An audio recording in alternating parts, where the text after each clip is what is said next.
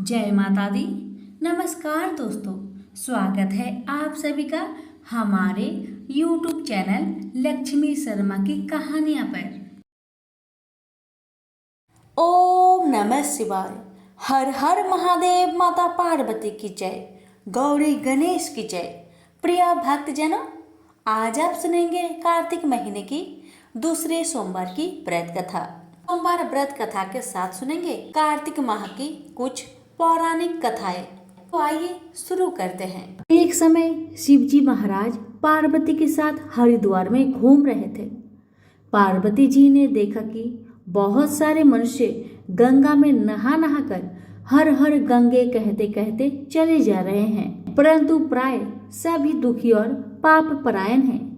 पार्वती जी ने बड़े आश्चर्य से शिवजी से पूछा कि हे देव, गंगा में इतनी बार स्नान करने के बाद भी इनके पाप और दुखों का नाश क्यों नहीं हुआ? क्या गंगा में अभी सामर्थ्य नहीं रहा? पार्वती जी की बातें सुन भगवान शिव ने कहा, प्रिय, गंगा में तो वही सामर्थ्य है, परंतु इन लोगों ने पाप नाशिनी गंगा में स्नान ही नहीं किया है, तब इन्हें लाभ कैसे हो? पार्वती जी ने बड़े आश्चर्य से कहा, स्नान कैसे नहीं किया भगवान? सभी तो नहा नहा कर आ रहे हैं, अभी तक इनके शरीर भी सूखे नहीं हैं। जी ने कहा, ये केवल जल में डुबकी लगाकर आ रहे हैं, तुम कल इसका रहस्य समझ जाओगे। दूसरे दिन बड़े जोर की बरसात होने लगी। गलियां कीचड़ से भर गई। एक चौड़े रास्ते में एक गहरा गड्ढा था, चारों ओर लपटीला कीचड़ भर रहा था। उसी गड्ढा में भगवान शिव ने लीला करते हुए वृद्ध ब्राह्मण का रूप धारण कर लिया और दीन विवश की तरह गड्ढे में जाकर ऐसे पड़ गए कि जैसे मानो कोई मनुष्य चलता चलता गड्ढे में गिर पड़ा हो। निकलने की कोशिश करने के बावजूद भी वह निकल नहीं पा रहा है। पार्वती जी को भगवान शंकर ने समझाकर गड्ढे के पास बैठा दिया कि देखिए देवी, आप लोगों को सुना सुनाकर यूं पुकारती रहिए कि मेरे वृद्ध पति अकस्मात गलती से गड्ढे में गिर पड़े हैं, कोई पुण्य आत्मा ही इन्हें निकालकर इनके प्राणों की रक्षा करे। इस प्रकार आप बार बार कहते रहिएगा। भगवान के कहे अनुसार माता पार्वती ने किया। भगवान ने इतना भी कहा कि जब कोई मुझे बचाने की कोशिश करे तो आप उसे इतना कह दीजिएगा कि मेरे पति सर्वथा निष्पाप है, इन्हें वही छुए जो स्वयं निष्पाप हो। यदि आप निष्पाप है तभी आप मेरे पति को हाथ लगाइए, नहीं तो हाथ लगते ही आप भस्म हो जाएंगे। पार्वती जी ने भगवान की बात को ध्यान में रखकर गड्ढे के किनारे पर बैठ गई और आने जाने वालों को सुना सुनाकर शिव जी की सिखाई हुई बात कहने लगी। गंगा में नहाकर लोगों के दल आ रहे थे। सुंदरी महिला को यूं बैठी देखकर कईयों का मन में पाप आया। कई लोग लज्जा से डरे, कईयों को कुछ धर्म का भय हुआ, कई कानून से डरे। कुछ लोगों ने तो पार्वती जी को यह भी सुना दिया कि मरने दे बूढ़े को, क्यों उनके लिए रोती है। आगे और कुछ दयालु सच्चा चरित्र पुरुष थे। उन्होंने करुणावश युवती के पति को निकालना चाहा, परंतु पार्वती के वचन सुनकर वे भी रुक गए। उन्होंने सोचा कि हम गंगा में नहाकर आए तो हैं, क्या हुआ, पापी तो है ही, कहीं होम करते समय हमारा हाथ ना जल जाए। किसी को भी भेष रूपी शंकर को निकालने का साहस नहीं हुआ। सैकड़ों आए, सैकड़ों ने पूछा और चले गए। संध्या हो चली। शिव जी ने कहा, देखिए पार्वती जी, आपने देखा कोई है गंगा नहाने वाला यहाँ पर? थोड़ी देर बाद एक जवान हाथ में लोटा लेकर हर हर गंगे करता हुआ निकला। पार्वती ने उसे भी वही बात कही। युवक का हृदय करुणा से भर आया। उसने शिव जी को निकालने की तैयारी की। पार्वती ने रोकर कहा कि भाई, यदि तुम सर्वथा निष्पाप नहीं हो तो मेरे पति को छूते ही जल जाओगे। उस युवक ने उसी समय बिना किसी संकोच के दृढ़ निश्चय के साथ पार्वती जी से कहा, माते, मेरे निष्पाप होने में तुम्हें क्यों संदेह होता है? देखती नहीं मैं अभी गंगा नहाकर आया हूँ। भला गंगा में गोता लगाने के बाद भी कभी पाप रहते हैं? तेरे पति को मैं निकालता हूँ। युवक ने लपक कर बूढ़े को ऊपर उठा लिया। शिव पार्वती ने उसे अधिकारी समझकर अपना असली रूप प्रकट कर उसे दर्शन देकर कृतार्थ किया। शिव जी ने पार्वती से कहा कि इतने लोगों में से इन एक ने ही गंगा स्नान किया है। इस दृष्टांत के अनुसार जो लोग बिना श्रद्धा और विश्वास के केवल दम के लिए गंगा स्नान करते हैं उन्हें वास्तविक फल नहीं मिलता, परंतु इसका यह मतलब नहीं है कि गंगा स्नान व्यर्थ जाता है। विश्वास के साथ किए गए गंगा स्नान का मिलता है वास्तविक फल। प्रेम से बोलिए उमापति शंकर भगवान की जय, गंगा माता की जय। 16 सोमवार व्रत। यह व्रत सप्ताह के प्रथम दिवस सोमवार को रखा जाता है। यह व्रत भगवान शिव जी के लिए रखा जाता है। विधि: 16 सोमवार के दिन भक्ति पूर्वक व्रत करें। आधा सेर गेहूं का आटा के 3 अंगा बनाकर घी, गुड़, दीप, नैवेद्य, पुंगी फल, बेलपत्र, जनेऊ का चूड़ा, चंदन, अक्षत, पुष्प आदि से प्रदोष काल में भगवान शिव का पूजन करें। 1 अंगा भगवान शिव को अर्पण करें। 2 अंगाओं को प्रसाद स्वरूप बांटे और स्वयं भी ग्रहण करें। 17वें सोमवार के दिन पाव भर गेहूं के आटे की बाटी बनाकर घी और गुड़ बनाकर चूरमा बनाए, भोग लगाकर उपस्थित लोगों में प्रसाद बांटे।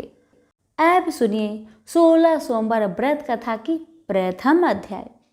पृथ्वी पर भ्रमण करने की इच्छा से भगवान शिव और पार्वती जी अमरावती नगर में पहुंचे। वन, उपवन और सुंदर भवनों को देखकर भगवान शिव को अमरावती नगर बहुत अच्छा लगा। उन्होंने कुछ दिन उसी नगर में रहने के लिए कहा। पार्वती को भी अमरावती नगर बहुत अच्छा लगा था। उस नगर के राजा ने भगवान शिव का एक विशाल मंदिर बनवा रखा था। शिव और पार्वती उस मंदिर में रहने लगे। एक दिन पार्वती ने भगवान शिव से कहा, हे प्राणनाथ, आज मेरी चौसर खेलने की इच्छा हो रही है। पार्वती की इच्छा जानकर शिव पार्वती के साथ चौसर खेलने बैठ गए। खेल प्रारंभ होते ही उस मंदिर का पुजारी वहां आ गया। पार्वती ने पुजारी से पूछा, पुजारी जी, चौसर के खेल में हम दोनों में से किसकी विजय होगी? उस समय शिव और पार्वती परिवर्तित रूप में थे। पुजारी ने एक पल कुछ सोचा और झट से बोला, चौसर के खेल में त्रिलोकीनाथ की विजय होगी। यह कहकर पुजारी पूजा पाठ करने लग गया। कुछ देर बाद चौसर में शिव जी की पराजय हुई और पार्वती जी जीत गई। पार्वती ने ब्राह्मण पुजारी के मिथ्या वचन से रुष्ट होकर उसे कोढ़ी हो जाने का श्राप दे दिया। उसके बाद शिव और पार्वती उस मंदिर से कैलाश पर्वत लौट गए। पार्वती के श्राप से कुछ ही देर में ब्राह्मण पुजारी का सारा शरीर कोढ़ से भर गया। नगर के स्त्री पुरुष उस पुजारी की परछाई से भी दूर दूर रहने लगे। कुछ लोगों ने राजा से पुजारी के कोढ़ी हो जाने की शिकायत की तो राजा ने किसी पाप के कारण पुजारी की कोढ़ी हो जाने का विचार कर उसे मंदिर से निकलवा दिया। उसकी जगह दूसरे ब्राह्मण को पुजारी बना दिया। कोढ़ी पुजारी मंदिर के बाहर बैठकर भिक्षा मांगने लगा। कई दिन बाद स्वर्गलोक की कुछ अप्सराएं उस मंदिर में भगवान शिव की पूजा करने आई। कोढ़ी पुजारी पर उनको बहुत दया आई। उन्होंने पुजारी से उस भयंकर कोढ़ के बारे में पूछा। पुजारी ने उन्हें भगवान शिव और माता पार्वती के चौसर खेलने और पार्वती जी के श्राप देने की सारी कहानी सुनाई। श्राप की कहानी सुनकर अप्सराएं ने पुजारी से कहा कि तुम 16 सोमवार का व्रत विधिवत करो, तुम्हारे सभी कष्ट, रोग, विकार शीघ्र नष्ट हो जाएंगे।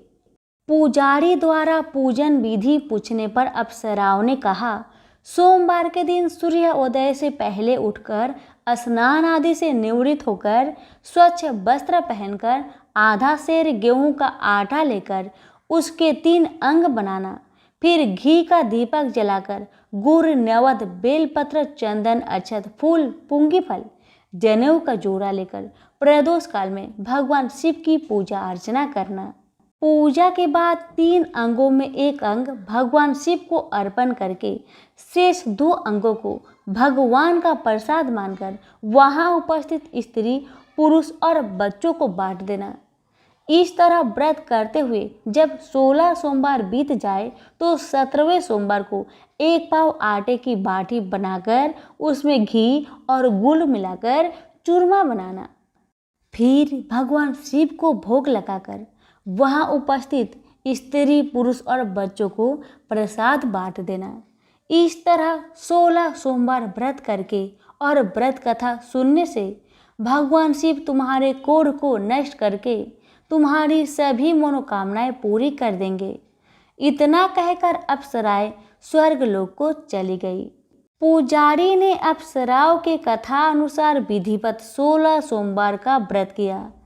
फलस्वरूप भगवान शिव की अनुकंपा से उसका कोढ़ नष्ट हो गया। राजा ने उसे फिर मंदिर का पुजारी बना दिया। मंदिर में भगवान शिव की पूजा करता हुआ ब्राह्मण पुजारी आनंद से जीवन व्यतीत करने लगा। कुछ दिनों बाद पुनः पृथ्वी का भ्रमण करते हुए भगवान शिव और पार्वती उस मंदिर में पधारे। स्वस्थ पुजारी को देखकर पार्वती ने आश्चर्य से उसके रोग मुक्त होने का कारण पूछा तो पुजारी ने उन्हें 16 सोमवार व्रत करने की सारी कथा सुनाई। पार्वती जी भी व्रत की बात सुनकर बहुत प्रसन्न हुई और उन्होंने पुजारी से इसकी विधि पूछकर स्वयं 16 सोमवार का व्रत प्रारंभ किया। पार्वती जी उन दिनों अपने पुत्र कार्तिकेय के नाराज होकर दूर चले जाने से बहुत चिंतित रहती थी। वे कार्तिकेय को लौटा लाने के अनेक उपाय कर चुकी थी, लेकिन कार्तिकेय लौटकर उनके पास नहीं आ रहे थे। 16 सोमवार का व्रत करते हुए पार्वती ने भगवान शिव से कार्तिकेय के लौटने की मनोकामना की। व्रत समापन के तीसरे दिन सचमुच कार्तिकेय वापस लौट आए। कार्तिकेय ने अपने हृदय परिवर्तन के संबंध में पार्वती जी से पूछा, हे माता, आपने ऐसा कौन सा उपाय किया था जिससे मेरा क्रोध नष्ट हो गया और मैं वापस लौट आया? तब पार्वती जी ने कार्तिकेय को 16 सोमवार व्रत की कथा कह सुनाई। कार्तिकेय भी अपने एक ब्राह्मण मित्र ब्रह्मदत्त के परदेश चले जाने से बहुत दुखी रहते थे। वह वापस नहीं आ रहा था। उसको वापस लौटाने के लिए कार्तिकेय ने 16 सोमवार का व्रत करते हुए ब्रह्मदत्त के वापस लौट आने की कामना प्रकट की। व्रत के समापन के कुछ दिनों के बाद मित्र लौट आया। ब्रह्मदत्त ने लौटकर कार्तिकेय से कहा, प्रिय मित्र, तुमने ऐसा कौन सा उपाय किया था जिससे परदेश में मेरे विचार एकदम परिवर्तन हो गए और मैं तुम्हारा स्मरण करते हुए लौट आया। कार्तिकेय ने अपने मित्र को भी 16 सोमवार के व्रत की कथा विधि कह सुनाई। ब्राह्मण मित्र व्रत के बारे में सुनकर बहुत खुश हुआ। उसने भी व्रत करना शुरू कर दिया। 16 सोमवार व्रत का समापन करने के बाद ब्रह्मदत्त यात्रा पर निकला। कुछ दिनों के बाद ब्रह्मदत्त एक नगर में पहुंचा। नगर के राजा हर्षवर्धन की बेटी राजकुमारी गुंजन का स्वयंवर हो रहा था। उस स्वयंवर में अनेक राजाओं के राजकुमार आए थे। स्वयंवर में राजा हर्षवर्धन की हथिनी जिसके गले में जयमाला डाल देगी, उसी के साथ राजकुमारी का विवाह होना था। ब्रह्मदत्त भी उत्सुकता बस महल में चला गया। वहां कई राज्य के राजकुमार बैठे थे। तभी एक सजी धजी हथनी सुर में जयमाला लिए वहां आई। उस हथनी के पीछे राजकुमारी गुंजन दुल्हन की वेशभूषा में चली थी। हथनी ने ब्रह्मदत्त के गले में जयमाला डाल दी। फलस्वरूप राजकुमारी का विवाह ब्रह्मदत्त से हो गया।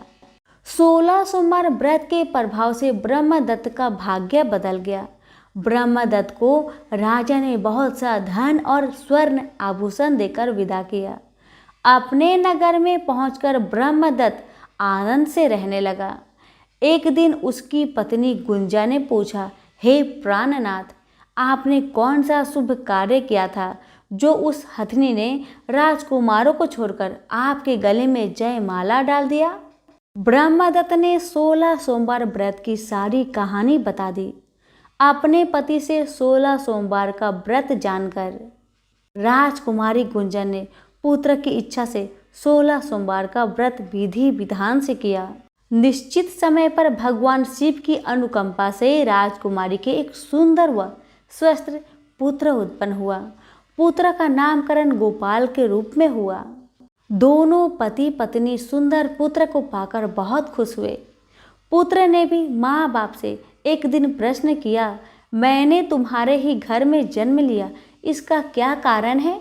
माता गुंजन ने पुत्र को 16 सोमवार व्रत की जानकारी दी और कहा कि भगवान शिव के आशीर्वाद से ही मुझे तुम जैसा गुणी व सुंदर पुत्र मिला। व्रत का महत्व जानकर गोपाल ने भी व्रत करने का संकल्प किया। गोपाल जब 16 वर्ष का हुआ तो उसने राज्य पाने की इच्छा से 16 सोमवार का व्रत विधि पूर्वक किया। व्रत समापन के बाद गोपाल घूमने के लिए समीप के नगर में गया। उस नगर के राजा के महामंत्री राजकुमारी के विवाह के लिए सुयोग्य वर की तलाश में निकले थे। राजा ने गोपाल को देखा तो बहुत प्रसन्न हुआ।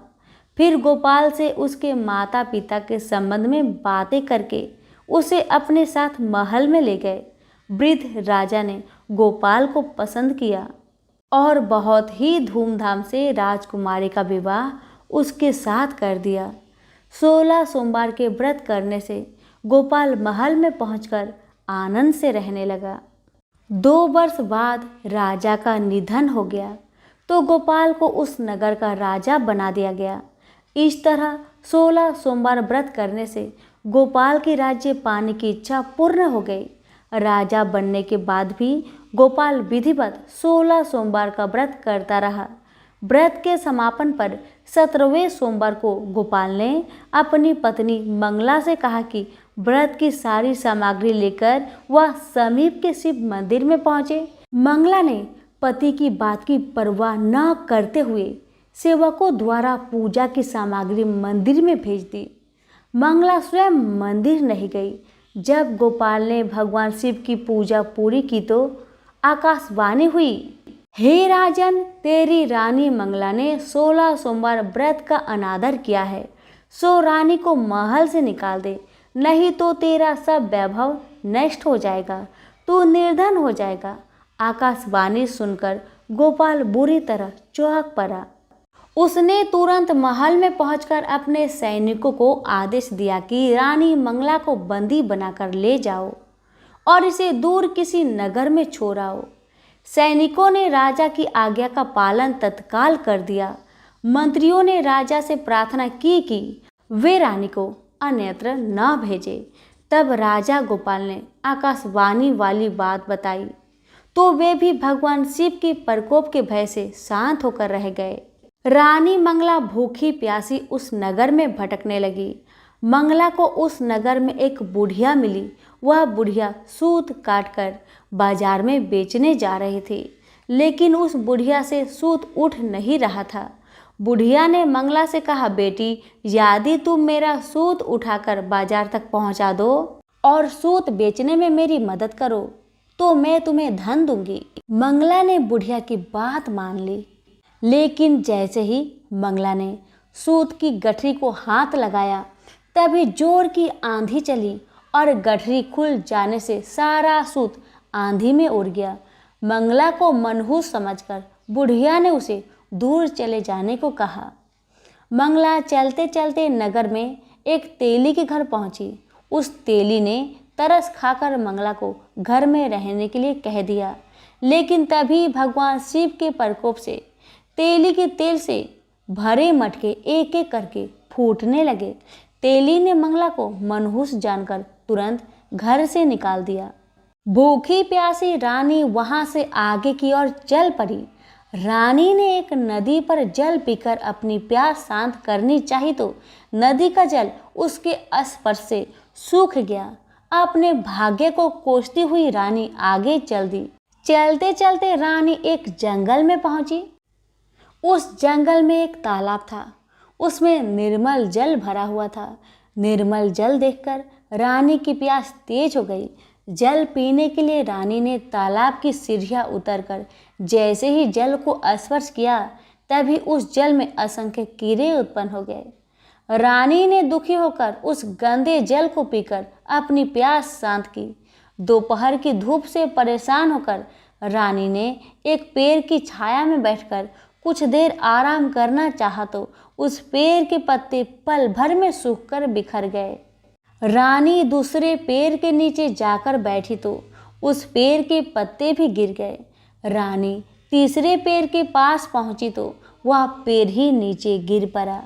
पेड़ों के विनाश को देखकर वहां पर गायों को चराने वाले ग्वाले बहुत हैरान हुए। ग्वाले मनुष्य रानी को पकड़कर समीप के मंदिर में पुजारी जी के पास ले गए। रानी के चेहरे को देखकर ही पुजारी जान गए कि रानी अवश्य किसी बड़े घर की है, भाग्य के कारण दर दर भटक रही है। पुजारी ने रानी से कहा, पुत्री तुम कोई चिंता नहीं करो, मेरे साथ इधर मंदिर में रहो, कुछ ही दिनों में सब ठीक हो जाएगा। पुजारी की बातों से रानी को बहुत सांत्वना मिली। रानी उस मंदिर में रहने लगी, लेकिन उसके भाग्य में कोई परिवर्तन नहीं हुआ। रानी भोजन बनाती तो सब्जी जल जाती, आटे में कीड़े पड़ जाते, जल से बदबू आने लगती। पुजारी भी रानी के दुर्भाग्य से बहुत चिंतित हुए। बोले, हे पुत्री, अवश्य ही तुमसे कोई अनुचित काम हुआ है, जिसके कारण देवता तुझसे नाराज होकर तुझे इतने कष्ट दे रहे हैं। पुजारी की बात सुनकर रानी अपने पति के आदेश पर मंदिर में ना जाकर शिव की पूजा नहीं करने की सारी कथा सुनाई। पुजारी ने कहा, अब तुम कोई चिंता नहीं करो, कल सोमवार है और कल से तुम 16 सोमवार का व्रत करना शुरू कर दो। भगवान शिव अवश्य तुम्हारी दोषों को क्षमा करके तुम्हारे भाग्य को बदल देंगे। पुजारी की बात मानकर रानी ने 16 सोमवार के व्रत प्रारंभ कर दिए। सोमवार को व्रत करके विधिवत शिव की पूजा अर्चना करके रानी व्रत कथा सुनने लगी। जब रानी ने 17वें सोमवार को विधिवत व्रत का समापन किया तो उधर उसके पति राजा गोपाल के मन में रानी की याद आई। गोपाल ने तुरंत अपने सैनिकों को रानी मंगला को ढूंढकर लाने के लिए भेजा। रानी को ढूंढते हुए सैनिक मंदिर में पहुंचे और रानी से लौटकर चलने के लिए कहा। पुजारी ने सैनिकों से मना कर दिया और सैनिक निराश होकर लौट गए। उन्होंने लौटकर राजा को सारी बातें बताई। तब राजा गोपाल स्वयं उस मंदिर में पुजारी के पास पहुंचे और रानी को महल से निकाल देने के कारण पुजारी जी से क्षमा मांगी। पुजारी ने राजा से कहा, यह सब भगवान शिव के प्रकोप के कारण हुआ है, इसलिए रानी अब कभी भगवान शिव की पूजा की अवहेलना नहीं करेगी। पुजारी जी ने समझाकर रानी मंगला को विदा किया। राजा गोपाल के साथ रानी मंगला महल में पहुंची। महल में बहुत खुशियां मनाई गई, पूरे नगर को सजाया गया। लोगों ने उस रात दिवाली की तरह घरों में दीपक जलाकर रोशनी की। ब्राह्मणों ने वेद मंत्रों से रानी मंगला का स्वागत किया। राजा ने ब्राह्मणों को अन्न, वस्त्र और धन का दान दिया। नगर में निर्धनों को वस्त्र बांटे गए। रानी मंगला 16 सोमवार का व्रत करते हुए महल में आनंद पूर्वक रहने लगी। भगवान शिव की अनुकंपा से उसके जीवन में सुख ही सुख भर गए। 16 सोमवार के व्रत करने और कथा सुनने से मनुष्य की सभी मनोकामनाएं पूरी होती है और जीवन में किसी तरह की कमी नहीं होती है। स्त्री पुरुष आनंद पूर्वक जीवन यापन करते हुए मोक्ष को प्राप्त करते हैं। प्रेम से बोलिए उमापति शंकर भगवान की जय। अब सुनिए आरती। ओम जय शिव ओमकारा, स्वामी हरे शिव ओमकारा, ब्रह्मा विष्णु सदा शिव अर्धांगी धारा, जय शिव ओमकारा। एकानन चतुरानन पंचानन राजे, स्वामी पंचानन राजे, हंसासन गरुरासन वृषभाहन साजे, जय शिव ओमकारा। दो भुज चारु चतुर्भुज 10 भुज से सोहे, स्वामी दस भुज से सोहे, तीनों रूप निरखते त्रिभुवन जन मोहे। ओम जय शिव ओमकारा, अक्षय माला बन माला मुंड माला धारी, स्वामी मुंड माला धारी। चंदन मृग मद सोहे भाले शशिधारी, जय शिव ओमकारा। श्वेतांबर पीतांबर बाघांबर अंगे, स्वामी बाघांबर अंगे। सनकादिक ब्रह्मादिक भूतादिक संगे, जय शिव ओमकारा। कर में श्रेष्ठ कमंडलु चक्र त्रिशूल धरता, स्वामी चक्र त्रिशूल धरता। जग करता जग हरता जग पालन करता, जय शिव ओमकारा। ब्रह्मा विष्णु सदा शिव जानत अविवेका, स्वामी जानत अविवेका। प्राण वाछर में शोभित यह तीनों एका, जय शिव ओमकारा। निर्गुण शिव की आरती जो कोई नर गावे, स्वामी जो कोई नर गावे। कहत शिवानंद स्वामी, मनवांछित फल पावे, जय शिव ओमकारा। प्रेम से बोले उमापति शंकर भगवान की जय। कि एक बार पथवारी माता, पाल माता और विनायक जी में झगड़ा हो गया। सब वो आपस में अपने आप को श्रेष्ठ बता रहे थे, बड़ा बता रहे थे। इतने में उनके सामने से एक लड़का जा रहा था, जो कि ब्राह्मण का लड़का था। उस ब्राह्मण के लड़के को देखकर पाल माता, पथवारी माता और गजानन जी ने उसे रोका और कहा, ए लड़का, हमारा न्याय करके जा। तो लड़का बोला, हे भगवान, मैं कल वापस आऊंगा, तब आप सबका न्याय कर दूंगा। ब्राह्मण का लड़का बहुत चतुर था। उसे पता था अगर भगवान के बारे में कुछ गलत कह दिया तो मुझे बहुत दुख उठाना पड़ सकता है। इसी कारण से ब्राह्मण का लड़का चुपचाप वहां से चला गया और अपने माँ से सारा कहानी बताया कि माँ, मैं जब रास्ते से जा रहा था वहां पर पाल माता, पथवारी माता और विनायक जी अपने आप में लड़ रहे थे। पाल माता कह रही थी मैं बड़ी हूँ, विनायक जी कह रहे थे मैं बड़ा हूँ, पथवारी माता कह रही थी मैं बड़ा हूँ। इसी बात को लेकर दोनों माता और विनायक जी मुझे बुलाए और कहने लगे, हमारा न्याय करता जा। लेकिन मैं बहाना बनाकर इतना कहकर आया, मैं कल आपका न्याय कर दूंगा। माँ, अब तुम बताओ, मैं उनका न्याय कैसे करूं? बताओ माँ। बेटे की बात सुन माँ ने कहा, बेटा ध्यान से सुनो, जब कल पथवारी माता, पाल माता और विनायक जी के पास जाओगे तब सभी को बड़ा बता देना। लड़के ने कहा, ठीक है माँ, जैसा तुमने कहा मैं वैसा ही करूँगा। दूसरे दिन लड़का वहाँ पर चला गया जहाँ दोनों माता और विनायक जी रहते हैं। ब्राह्मण का लड़का सबसे पहले पाल माता से बोला, हे पाल माता, आप बड़ी हैं क्योंकि हर व्यक्ति आता है और स्नान ध्यान करके शुद्ध होकर जाता है और आप सबकी रक्षा करती हैं, इसलिए आप बड़ी हैं। अब ब्राह्मण लड़का गया पथवारी माता के पास और कहने लगा, हे माता, आप सबसे बड़ी हैं क्योंकि जितने भी तीर्थ धर्म ध्यान कर ले पर आपकी पूजा किए बिना उनका कार्य पूर्ण नहीं होता। आप जीवित को भी तारती है और मरने के बाद भी उद्धार करती है। ये पथवारी माता पथ की धारणी, इसलिए आप बड़ी है। अब विनायक जी की बारी आया तो लड़का बोला, हे भगवान, सबसे पहले शुभ काम में आपको ही मनाया जाता है। आपको ध्याए बिना कोई काम सिद्ध नहीं होता, इसलिए हे विनायक जी आप बड़े हैं। माता, पथवारी माता और विनायक जी लड़के की चतुराई पर बहुत प्रसन्न हुए और बोले, हे लड़के, तुमने तो हम सबको ही बड़ा कर दिया।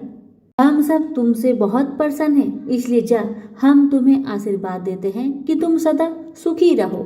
और उसके साथ ही पथवारी माता, पाल माता और विनायक जी ने जौ के 2-4 दाने उसके अंगोछे में डाल दिया जौ के दाने को देखकर लड़का सोचने लगा, तो घाटे का सौदा हो गया। मैंने अपना दिन को खराब करके इन देवी देवताओं का न्याय किया और इसके बदले में मुझे कुछ जौ के ही दाने मिले। उदास मन से वह ब्राह्मण का लड़का जौ के दाने को अंगोछे में लपटकर घर जाके एक कोने में डाल दिया। बेटा घर आया तो माँ ने पूछा, बेटा न्याय कर आया, क्या मिला तुम्हें? बेटा ने कहा, घर के कोने में अंगोछे में रखा हूँ, जाकर देख लो। जैसे ही वहां गई, अंगोछे को उठाई, उसमें से ढेर सारे हीरे मोती का ढेर बरसने लगे। ये देखकर तो माँ अत्यंत प्रसन्न हो गई। माँ ने बेटे को बुलाया और कहा, बेटा आज तो पाल माता, पथवारी माता और विनायक जी आज तो हम पर प्रसन्न हुए हैं। माँ बेटी बहुत प्रसन्न हुए। हे भगवान, हे पाल माता, हे पथवारी माता, हे विनायक जी, ऐसे आपने ब्राह्मण के लड़के को दिए वैसे सबको देना। कहानी कहने वाले, सुनने वाले, हुक्कार भरने वाले को सुख समृद्धि धन धान्य देना। प्रेम से बोलिए, पाल माता, पथवारी माता, विनायक जी की जय। एक गांव में एक माँ बेटी रहती थी। एक दिन वह अपनी माँ से कहने लगी कि गांव के सब लोग गणेश मेला देखने जा रहे हैं, मैं भी मेला देखने जाऊंगी। माँ ने कहा कि वहाँ बहुत भीड़ होगी, कहीं तुम गिर जाओगी, तुम्हें चोट लगेगी। लड़की ने माँ की बात नहीं सुनी और गणेश मेला देखने चल पड़ी। माँ ने जाने से पहले बेटी को 2 लड्डू दिए, एक घटी में पानी दिया। माँ ने कहा कि एक लड्डू तो गणेश जी को खिला देना और थोड़ा सा पानी गणेश जी को पिला देना। दूसरा लड्डू तुम खा लेना और बचा हुआ पानी तुम पी लेना। लड़की मेले में चली गई। मेला खत्म होने पर सभी गांव वाले वापस आ गए, लेकिन लड़की वापस नहीं आई। लड़की मेले में गणेश जी के पास बैठ गई और कहने लगी कि एक लड्डू और पानी गणेश जी तुम्हारे लिए और एक लड्डू और बचा पानी मेरे लिए है। इस तरह कहते कहते सारी रात बीत गई। यह देखकर गणेश जी सोच में पड़ गए कि अगर मैंने यह लड्डू और पानी नहीं पिया तो यह बच्ची अपने घर को नहीं जाएगी। यह सोचकर गणेश जी एक लड़के के वेश में आए और उससे एक लड्डू खा लिया और साथ ही थोड़ा पानी भी पी लिया। फिर वह कहने लगे कि मांगो, तुम क्या मांगती हो? लड़की मन में सोचने लगी कि क्या मांगू, अन्न मांगू या धन मांगू, या अपने लिए अच्छा वर मांगू, या खेत मांगू या महल मांगू। वह मन में सोची रही थी। गणेश जी ने उसके मन की बात को जानकर उनसे कहने लगे, लड़की तुमने जो अभी मन में सोचा वो सब कुछ तुम्हें मिलेगा, तुम अपने घर को जाओ। लड़की घर पहुंची तो माँ ने पूछा कि इतनी देर कैसे हो गई? बेटी ने कहा कि आपने जैसा कहा था मैंने वैसा ही किया और देखते ही देखते जो भी लड़की ने सोचा था वह सब कुछ हो गया। प्रेम से बोलिए, गणेश भगवान की जय। ये पूरी पृथ्वी जलमग्न हो गया था। हर जगह जल ही जल दिख रहा था। केवल भगवान विष्णु ही अपने शेष नाग के सैया पर सोए हुए थे और उनके कानों के मैल से ही मधु और केटव नाम के 2 राक्षस जन्म लिए। माया अनुसार उस समुद्र में ही वे प्रतापी दैत्य तरुण हो गए। अब इधर उधर जाकर उनका खेलना कूदना आरंभ हो गया। एक समय की बात है कि वे स्थूलकाय दानव समुद्र में खेल रहे थे। इतने में ही वो दोनों भाई अपने मन में सोचने लगे कि बिना कारण कार्य होना असंभव है। सब जगह यही नियम लागू है। आधार के बिना अध्यय किसी प्रकार ठहर नहीं सकता। हमें तो यही जचता है कि आराध्य देव भाव सर्वथा सिद्ध है। अब यह सुखदायी अगाध जल किस पर ठहरा है? दोनों दानव ऐसे विचार कर रहे थे, ऐसे सोच रहे थे। वो आपस में दोनों बातें कर रहे थे कि किसने इसकी उत्पत्ति की होगी और इसके पीछे क्या कारण होगा। इस जल में हम कैसे आ गए, ये सब का कारण क्या है, और हमारे उत्पन्न होने का कारण भी क्या है, और हमारे जन्मदाता का नाम क्या है, वो कौन है और कहाँ रहते हैं। यही उनके मन में प्रश्न उठ रहा था बार बार। भी उन दोनों भाइयों ने विचार किया कि हम अपने जन्मदाता का पता जरूर लगाएंगे, चाहे जैसे भी हो। छोटे भाई केटव ने कहा, भैया मधु, इस जल में हमारी सत्ता कायम रखने वाली भगवती शक्ति है, उनमें अपार शक्ति है, वे शक्ति कभी नष्ट नहीं होती। मेरी समझ से वही इस कार्य का कारण हो सकती है। वही माता ने ही विस्तृत जल की रचना की है और उन्हीं के आधार पर यह जल भी ठहरा हुआ है। वही परम आराध्य शक्ति हमारी उत्पत्ति की कारण है। इस प्रकार वास्तविक रहस्य जानने के लिए मधु और केटव का मन व्यतीत था। अभी उनकी बुद्धि किसी निर्णय तक न पहुंच सकी थी। इतने में ही आकाश में गूंजता हुआ सुंदर बागबीज सुनाई पड़ी। सुनकर वे दोनों उनका अभ्यास करने में तत्पर हो गए। तब उस बागबीज की आकृति आकाश में इस प्रकार चमक उठी मानो बिजली कौंध रही हो। फिर तो उन्होंने किया कि यही मंत्र है, इसमें कुछ भी संदेह करने की बात नहीं। ध्यान लगाया तो उसी सगुण मंत्र की झांकी उपलब्ध हुई। अब तो वे उसी मंत्र का ध्यान और जप करने में लग गए। अन्न जल तक छोड़ दिया। मन और इंद्रियों पर उन्होंने विजय प्राप्त कर ली थी। 1000 वर्ष तक उन्होंने कठिन तपस्या की। इन दोनों भाइयों की कठिन तपस्या से माँ शक्ति प्रसन्न हो गई। माता ने उन्हें देखा, वह निश्चल रूप से माँ की तपस्या कर रहे थे। उनकी यह तपस्या को देखकर माँ के मन में कृपा ओट प्राप्त हो गई। तभी आकाशवाणी होने लगी, दैत्यो, तुम्हारी तपस्या से मैं प्रसन्न हूँ। तुम अपना इच्छा अनुसार मुझसे वर मांगो, मैं उसे पूर्ण करूंगी। आकाशवाणी सुनकर मधु और केटव ने कहा, देवी, यदि तुम हम पर प्रसन्न हो तो हमें स्वेच्छा से मृत्यु का वर देने की कृपा करो। इसका मतलब ये हुआ कि दैत्यों ने माता से वरदान मांगा कि माता, जब तक हम खुद ना चाहे तब तक हमारी मृत्यु ना हो। दैत्यों की बातें सुनकर माता ने कहा, दैत्यों, मैं तुम्हें वरदान देती हूँ कि जब तक तुम नहीं चाहोगे तब तक तुम्हें कोई मार नहीं सकेगा। यह अटल है। देवता और दानव किसी से भी तुम पराजित नहीं हो सकोगे। देवी से यह प्रदान पाकर मधु केटव को अभिमान हो गया। अब तो वो समुद्र में ही जलचर जीवों के साथ क्रीड़ा करने लगे। कुछ समय के पश्चात एक दिन अनायास ही प्रजापति ब्रह्मा जी पर उनकी दृष्टि पड़ी। ब्रह्मा जी कमल के आसन पर विराजमान थे। मधु और केटव में अपार बल था। ब्रह्मा जी को देखकर उन्हें अपार हर्ष हुआ और उनसे दोनों भाइयों को युद्ध करने की इच्छा हुई। दोनों दैत्यों ने पितामह से बोले, सुब्रत, तुम हमारे साथ युद्ध करो। अगर तुम हमारे साथ लड़ना नहीं चाहते तो इसी समय यहाँ से चले जाओ। हाँ, तुम्हारा इच्छा हो वहीं चले जाओ, क्योंकि जब तुम्हारे अंदर शक्ति ही नहीं है तब इस उत्तम आसन पर बैठने का अधिकार तुम्हारा कहाँ रह गया। मधु और केटव की बात सुनकर ब्रह्मा जी सोच में पड़ गए।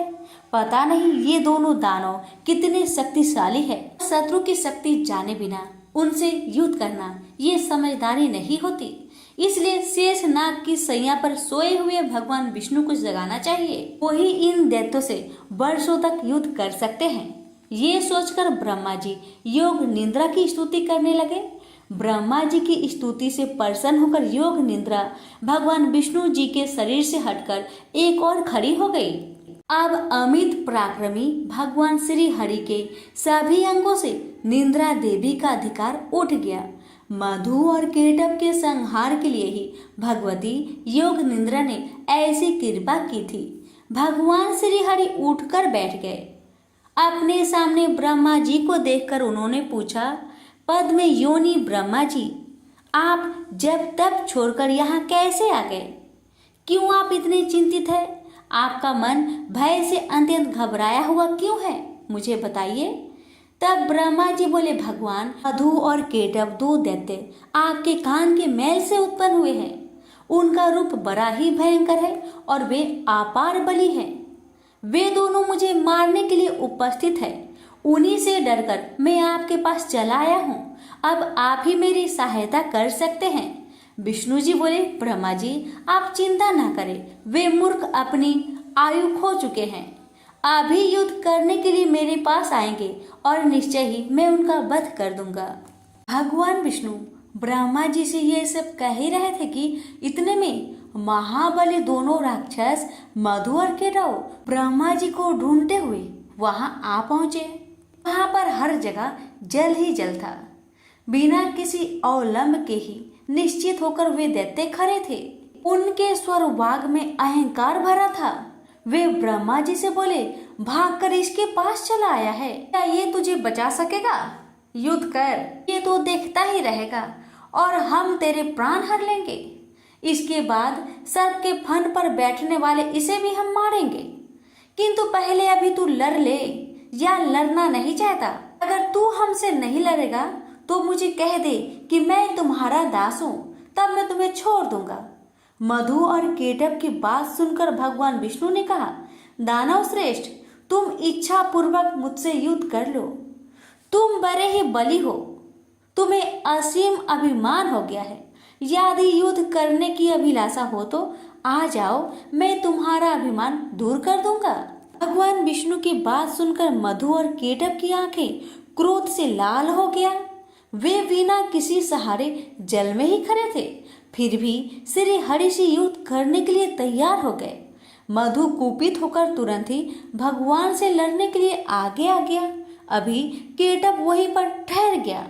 दो मत वाले पहलवान की भांति भगवान विष्णु और मधु मल्ल युद्ध करने लगे। मधु के थक जाने पर केटव लड़ने आता, जब केटव थक जाता तो मधु लड़ने आता। ये दोनों बारी बारी करके भगवान के साथ लड़ने चले आते। मधु और केटव के साथ भगवान विष्णु लड़ रहे थे। उस समय ब्रह्मा जी और भगवती शक्ति ये दोनों आकाश में खड़े होकर ये दृश्य को देख रहे थे। मधु और केटव को कोई श्रम नहीं हुआ, लेकिन भगवान विष्णु थक गए थे। जब 5000 वर्षों तक लड़ाई होती रही, तब भगवान श्री हरि मधु और केटव की मृत्यु के बारे में विचार करने लगे और सोचने लगे, अरे मैंने 5000 वर्षों तक युद्ध किया, फिर भी इन भयंकर दानवों को श्रम तक नहीं हुआ, इन्हें थकान नहीं हुआ और मैं थक गया हूँ। तो बड़ी हैरानी करने वाली बात है, मेरा बल और पराक्रम कहाँ चला गया? ये दानव सदा स्वस्थ ही कैसे रह जाते हैं? कौन सा ऐसा कारण है इस समय उपस्थित हो गया है? भगवान विष्णु को चिंता करते देखकर मधु और केटव को अपार हर्ष हुआ। तब वे मतवाले दानव मेघ की भांति गंभीर वाणी में बोले, विष्णु, यदि तुम में बल नहीं रहा और युद्ध करने से थकान आ गई हो तो मस्तक तक हाथ जोड़कर कह दो कि मैं तुम लोगों का दास बन गया। यदि यह नहीं जचे, अभी कुछ शक्ति शेष रह गई हो तो आओ मुझसे युद्ध करो, तुम्हें तो हम मार ही डालेंगे, साथ ही इस 4 मुख वाले ब्रह्मा के भी प्राण को हर लेंगे। मधु और केटव दोनों राक्षसों की बात सुनकर भगवान ने कहा, जो थक गया हो, डरा हो, जिसके हथियार गिर पड़े हो, स्वयं गिर गया हो, अथवा जो अभी बालक हो, इन पर कभी भी सुरवीर पर हार नहीं करते, यही सनातन का धर्म है। ऐसे भी इस युद्ध में मैंने 5000 वर्ष तक अकेले ही लड़ा हूँ और समान बल वाले तुम दोनों भाई लड़ रहे हो। तुम दोनों समय समय पर जैसे आराम कर लेते हो, वैसे ही मैं भी कुछ आराम करना चाहता हूँ। आराम करने के बाद मैं फिर तुम दोनों से युद्ध करूंगा, इसमें क्या संदेह है? माना तुम दोनों महान मत वाले सूरवीर हो, परंतु कुछ समय तक ठहरो, मुझे भी तो विश्राम कर लेने दो, फिर न्यायपूर्वक युद्ध करेंगे। भगवान विष्णु की बात सुनकर मधु और केटव शांत हो गए। फिर युद्ध होगा, ऐसा निश्चय करके कुछ समय के लिए दूर जाकर खड़े हो गए। चतुर्भुज भगवान विष्णु ने देखा कि मधु और केटव यहाँ से बहुत दूर चले गए हैं। भगवान ने उनकी मृत्यु क्यों नहीं हो रही है, इसका कारण सोचा। बहुत सोच विचार करने पर उन्हें ज्ञात हुआ कि भगवती ने इन्हें वरदान दिया है, ये जब चाहेंगे वही इनकी मृत्यु हो पाएगी, अन्यथा नहीं। ये कारण है कि ये दोनों दानव अभी तक शांत नहीं हो रहे हैं। मैंने व्यर्थ में ही इतनी घोर लड़ाई की, मेरे परिश्रम का कुछ फल भी नहीं मिला। ये कैसे मरेंगे ये ठीक जाने बिना अब मैं युद्ध करूं भी तो किस प्रकार करूं? दोनों दानव तो वर के प्रभाव से घमंड में चूर हो रहे हैं। बिना युद्ध किए ये मरेंगी भी तो कैसे? भगवती वर दे चुकी है, वह उसे टाल नहीं सकती। अतः मैं अब सभी मनोरथ पूर्ण करने वाली उन विद्यामयी शक्ति की शरण में चलूं, क्योंकि अब उनके प्रसन्न हुए बिना कार्य सिद्ध नहीं हो सकता। भगवान विष्णु यह सोच ही रहे थे कि इतने में ही भगवती योग निद्रा ने उन्हें दर्शन दिया। उस समय वे कल्याणमयी देवी आकाश में विराजमान थी। भगवान विष्णु को योग का ज्ञान तो था ही। उन्होंने बड़े ही करुणा पूर्ण स्वर में उन रहस्यपूर्ण मधु केटव के संहार होने के लिए भगवती भुवनेश्वरी की स्तुति की।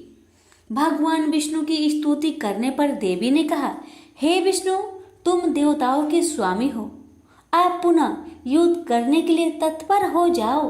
अब ये दोनों दानव ठग कर मारे जा सकेंगे। मेरी वक्र दृष्टि से ये अवश्य ही मोह में पड़ जाएंगे। माया से ये दोनों मोहित हो जाएंगे। उसी समय तुम शीघ्र ही इन दोनों को मार डालना। भगवती की वाणी सुनकर भगवान विष्णु युद्ध भूमि में आकर खड़े हो गए। वे महाबली दानव बड़े ही विचारशील थे। युद्ध की इच्छा से वो भी सामने उपस्थित हुए। भगवान विष्णु को सामने देखकर उन्हें बड़ा हर्ष हुआ। वे बोले, विष्णु ठहरो, युद्ध करो। तुमने लड़ने की उत्कट इच्छा तो ली ही है। हार और जीत में प्रबंध प्रबल होता है। यह निश्चय जानकर तुम्हें युद्ध में ही लगना चाहिए। बलवान विजयी होता है, किंतु कभी कभी भाग्यवश दुर्बल भी विजयी पा सकता है। इसलिए महात्मा पुरुष को चाहिए कि किसी भी परिस्थिति में हर्ष और शोक ना करे। मैं सदा से दानव का शत्रु हूँ। प्राचीन समय में बहुत से दैत्य मुझसे पराजित हुए हैं। यह जानकर हर्ष और इस समय इन मधु केटव से मैं हार गया, ये शोक करना तुम्हारे लिए अनुचित है। यह कहकर मधु केटव युद्ध के लिए डट गए। उन्हें देखकर विष्णु ने बड़े ही विचित्र ढंग से घुसा मारा। बलाभिमानी उन दैत्य ने भी विष्णु को घुसा से चोट पहुंचाई। ऐसा परस्पर घोर युद्ध होने लगा। लड़ते हुए उन अपार बलशाली दानव को देखकर श्री हरि ने कतार भाव से भगवती की ओर देखा। उन्हें देखकर भगवती ने अट्टहास किया। उनकी आंखें लाल हो गई थी। साथ ही उन्होंने कामदेव की बाणों की तुलना करने वाले अपने कटाक्ष भरे नेत्रों से उन दैत्यों को आहत कर दिया। भगवती मुस्कुराई हुई तिरछी नजरों से उनकी ओर देख रही थी। उनके उस अवलोकन में प्रेम और मोह भरा था। फिर तो भगवती की तिरछी चितवन को देखकर दुरात्मा मधु और केटव तुरंत मोहित हो गए। मदन सुरों में उनका मन व्यतीत हो उठा। वे देवी की ओर देखते ही रह गए। भगवान विष्णु काम साधने में सतर्क तो थे ही। वे देवी के अभिप्राय को देखकर समझ गए कि अब दैत्य मोहित हो चुके हैं। फिर तो हंसकर मेघ की भांति गंभीर वाणी में उन्होंने कहा, वीरो, तुम्हें जो इच्छा हो वर मांग लो। मैं तुम्हारे युद्ध कौशल से अत्यंत प्रसन्न होकर अवश्य वर देने को तैयार हूँ। प्राचीन समय में युद्ध करने वाले बहुतेरे दानव मेरे सामने आए, किंतु मैंने तुम्हारे समान ना तो किसी को देखा है और ना ही सुना है। तुम बड़े ही अनुपम बलवान हो, अतएव मैं तुमसे बहुत प्रसन्न हूँ। तुम दोनों भाइयों की अभिलाषा में अवश्य पूर्ण करूंगा। उस समय मधु केटव काम से आतुर थे। उन्हें अपने बल का अभिमान तो था ही। उनकी आंखें कमल के समान थी। जगत को आह्लादित करने वाली भगवती महामाया सामने विराजमान थी। भगवान विष्णु की बात सुनकर भी दानवों की आंखें देवी की ओर लगी रही। उन्होंने कहा, विष्णु, हम मांगने नहीं आए हैं। तुम हमें क्या दे सकोगे? हम ही तुम्हें देने को तैयार है। तुम चाहो सो मुझसे मांग लो। हम भी तुम्हारे युद्ध से बहुत प्रसन्न हैं। मधु केटव की बात सुनकर भगवान विष्णु ने कहा, यदि तुम लोग अब मुझ पर प्रसन्न हो और मुझे वर देना चाहते हो तो बस तुम दोनों मेरे हाथ से मौत स्वीकार कर लो। भगवान विष्णु की बात सुनकर मधु केटव महान आश्चर्य में पड़ गए। वे हमें ठग गए मानकर खड़े रहे। उनके मुख पर शोक की घटा घिर आई। सर्वत्र जल जल भरा हुआ था। कहीं भी प्राकृतिक भूमि दिखाई नहीं दे रही थी। यही मन में विचार करके वे दोनों राक्षस बोले, विष्णु, हे जनार्दन, तुम देवताओं के स्वामी हो। तुमने भी पहले वर देने की बात कही थी। तुम कभी झूठ नहीं बोलते, अतः हमारा भी अभिलाषा वर लो। हमारा वर यही है कि जल शून्य विस्तार वाले स्थान पर हमारा वध करो। हमने तुमसे मौत स्वीकार कर ली है, किंतु तुम भी वचन का पालन करना। भगवान विष्णु ने सुदर्शन चक्र को याद किया, साथ ही वे हंसकर बोले, महाभाग, जल शून्य विस्तृत स्थान पर ही तुम्हें मार रहा हूँ। यह कहकर विष्णु ने अपनी विशाल जांघें फैलाकर जल पर ही जल रहित मधु केटभ को दिखा दिया। साथ ही साथ कहा, इस स्थान पर जल नहीं है, अब तुम अपना मस्तक हमें दे दो। आज मैं सत्यवादी रहूंगा और तुम भी। भगवान विष्णु का यह कथन सुनकर उनकी सत्यता पर वे विचार करते रहे। तत्पश्चात अपने 4000 कोस वाले विशाल शरीर को उन्होंने स्वयं मृत्यु के मुख में डाल दिया। उस समय भगवान विष्णु ने अपनी जांघें सटा ली। यह देखकर मधु केटभ को बड़ा आश्चर्य हुआ। उन विचित्र जांघों पर मस्तक रखने के लिए भगवान ने दैत्य से कहा। उन्होंने मस्तक रख दिया। तब भगवान ने उनके मस्तक को चक्र से काट डाला। तदंतर मधु और केटभ के प्राण पेखरू उड़ गए। उस समय सारा समुद्र उन दैत्य के रक्त और मज्जा से व्याप्त हो गया। प्रेम से बोलिए विष्णु भगवान की जय।